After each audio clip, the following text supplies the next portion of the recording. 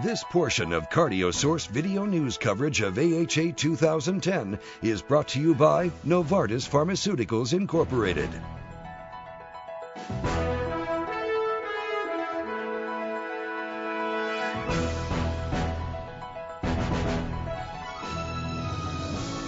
The McCormick Place Convention Center in Chicago is packed with cardiologists and scientists as they gather to hear about the late-breaking clinical trials. Welcome to the CardioSource Video News. I'm Dr. Randy Martin. The American Heart Association Scientific Sessions 2010 are in full swing today here in Chicago, and we have some very interesting trials to talk about and an impressive panel and an equally interesting panel to discuss them.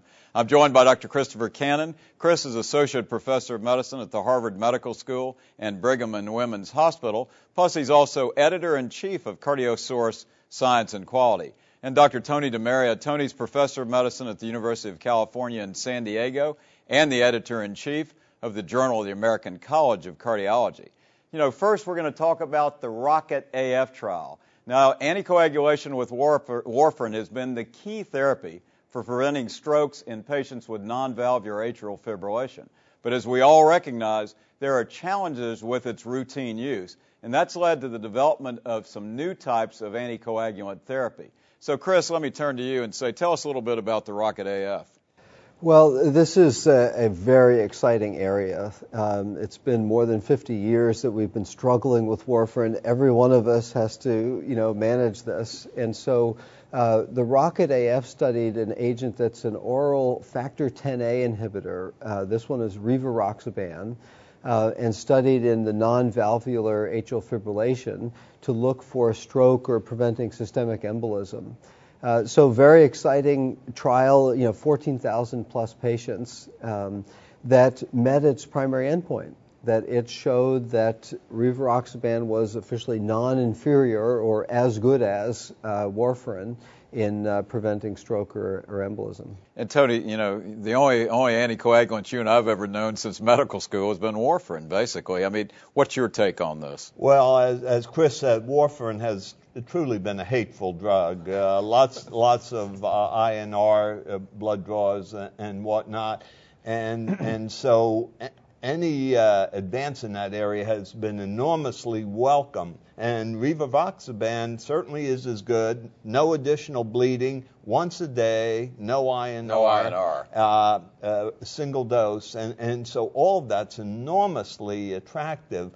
It would have been so much nicer if it was even superior to warfarin. Right. And, of course, dabigatran was in an earlier study, and so these two drugs are going to cry out to be compared. Yeah, I mean, do you think, we all struggle with, obviously, the use of warfarin and, and food interactions, patients taking the drugs, those sort of things. Do you think this is good? These types of agents are going to change our practice? Oh, definitely. I mean, it will be a transition, but I think one of the advantages, interestingly, that's been seen in both trials is the lower rate of intracranial hemorrhage. Right, that's a big deal. And of course, that's the thing we worry. What's the patient's risk of falling? And I think, although it's not fully worked out, that the variability of the level of anticoagulation in the INR could be that you get a bleed when the INR gets out of control high. And with these medications, they provide a more steady level of anticoagulation. So that is obviously very reassuring to avoid one of the biggest fears we have. And of course, stroke is, a devastating and disabling problem, so that helping avoid that can be key. And, looking at the aging population, obviously the non-valvular AFib is going to go up higher and higher. And so, is this agent as safer?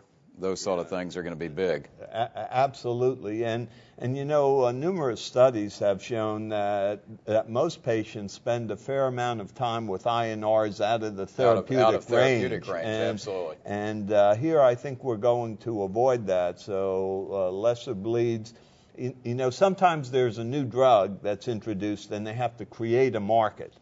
There's no market that needs to be created here, boy. These drugs are going to be grasped with enthusiasm. Yeah, I don't think, Chris, I'm sorry, go ahead. Yeah, no, I think this is probably the biggest area for long-term treatment of non-valvular atrial fibrillation.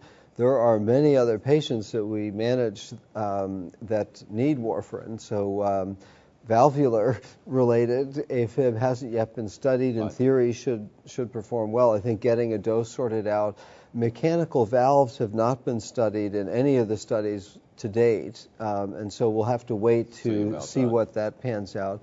There have been a lot of studies with all the agents in DVT prophylaxis in people having orthopedic surgery, and then treatment of DVT and pulmonary embolism is the other big one, and trials are just starting to come in there. So we're starting in. We have the other agent, dabigatran, that's just recently approved, but we're entering a new era. Yeah, no, I think it's very, very exciting. It's probably going to change our whole practice routine. So we're going to be back in just a moment. Stay with us. Special thanks to Novartis Pharmaceuticals Incorporated for supporting continuing coverage of CardioSource Video News at AHA 2010. This is CardioSource Video News coverage of AHA 2010. Welcome back. There were a series of special reports released today at the AHA Scientific Session, and one of the most notable was the women's trial. Now, the women's trial looked at the effectiveness of simple exercise EKG compared to exercise EKG with perfusion scanning in women who were suspected of having coronary artery disease. I've already introduced Dr. Cannon and Dr. DeMaria, and joining us now is Dr. Deepak Bhatt. Deepak is Associate Professor of Medicine at the Harvard Medical School, and he's also Chief of Cardiology at the VA Boston Health System. Deepak, thanks for joining us. Tell us a little bit about the women's trial. Sure. Well, I think this is an important study that took about 800 women and randomized them either to a strategy of exercise ECG stress testing or the same plus myocardial perfusion scanning. So these are low to intermediate risk women where these two strategies were compared. 2-year event rates were examined as far as major adverse cardiac events, and there was no difference in terms of MACE. So I think that's an important finding, perhaps a little bit different than at least how some of us might be practicing, the feeling that there are more false positive stress tests in women, and therefore we should go right to imaging with that first stress test. Chris, that's what we've always been taught, especially a lot of these women were peri or postmenopausal, and so I think what Deepak is, that's an important issue. Yeah, and I would say this is a terrific trial because it's an imaging strategy trial, and so wonderful, and looking at outcomes. So this is a big step forward in the field. It's a modest size trial, and there aren't many primary endpoints, so that it doesn't really exclude the benefit per se of a strategy. But to me, says that it's okay probably to start with an exercise ECG stress test. And that was normal in 80% of the people, so that's a good starting place. And then one can obviously use judgment as to who you do imaging in or not. Tony, comparative effectiveness test, but it also has economic impacts, doesn't it? It had economic impact, and obviously if you add in the cost of a radionuclide study, it's going to be more than an exercise ECG. I guess we need to be cognizant of the fact that those patients who started off with a stress ECG that was abnormal often crossed over or went on to an additional radionuclide test. So as Chris says, it's a very good strategy to start with a stress electrocardiogram, even in women, and it will be cost effective. But there's going to be a number of women in whom you're going to want to go on to radionucleide test. But I thought that if they had a negative stress EKG, and these are exercise, not farm stress, okay, and they did a fair amount of exercise, they had a good 2-year outcome. So that's a positive out of this thing, isn't it? I mean, wouldn't you say? Oh, absolutely, and that's the point, to start off that way. But there are going to be there are going to be a number of women who have positive ECGs who are low risk and asymptomatic, and I think most of us would go to another screening test rather than invasive coronary angiography. Let me shift gears. That's a good summary. There was another study out called the PROTECT. Tell us a little bit about that. Yeah, PROTECT's a very interesting study. It's again testing the concept of whether you can use natriuretic peptide measurements, in this case NP-proBNP, to better treat patients with chronic heart failure. And so they had a class 2 to class 4 heart failure group, and they were randomized, a relatively small number, 75 patients in each group, randomized to either standard therapy, aggressive standard therapy by heart failure experts, or standard therapy with BNP monitoring and an NT goal of 1,000, and followed those patients along. And the bottom line was the patients in whom they followed NT-BNP and treated them more aggressively received more drugs and had fewer events with the same amount of side effects, indicating, at least in this very small trial, that the natriuretic peptides can guide better therapy in heart failure. Deepak, what's your take on this? Well, my gut feeling says that makes sense. I mean, it makes sense that if you're targeting this particular biomarker, it should result in improved outcomes.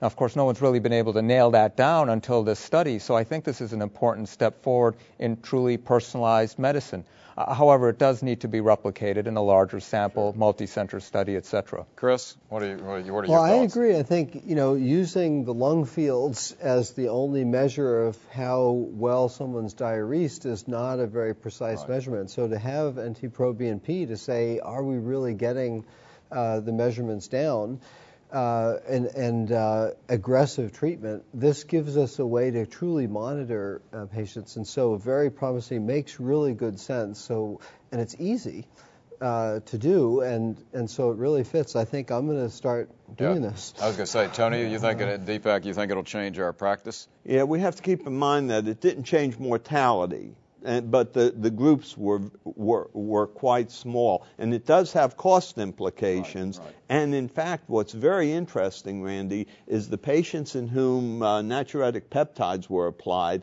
actually had more return visits than the other patients, because both would seem to be clinically stable, but you detect the elevated BNP. And would that keep patients out of hospital then? It did in this trial. That's right. That's the key. Well, listen, thank you all for joining us, and thank you for joining us here on CardioSource Video News. Check in with us for updates on breaking trials and continued one-on-one interviews.